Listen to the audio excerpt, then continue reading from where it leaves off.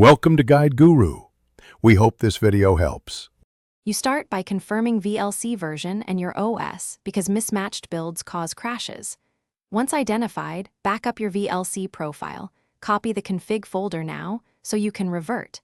Then enable verbose logging in Tools right arrow messages, set verbosity high, and reproduce the crash to generate logs.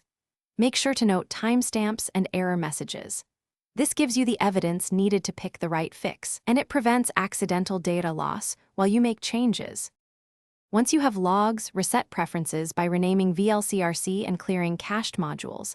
This isolates corrupt settings. Next, disable extensions and third-party plugins.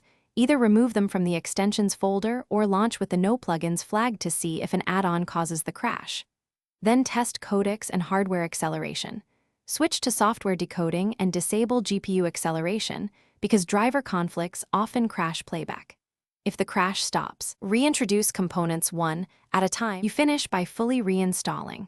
Uninstall VLC, remove leftover config folders, and install the latest stable build to ensure a clean state.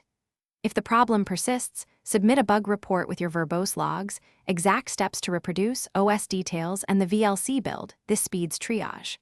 As a troubleshooting shortcut, test either a nightly build or one older stable release. Sometimes regressions break specific versions. If all else fails, mention the one key reproduction step in your report to get targeted help quickly. Thanks for watching. Consider subscribing if we helped you today.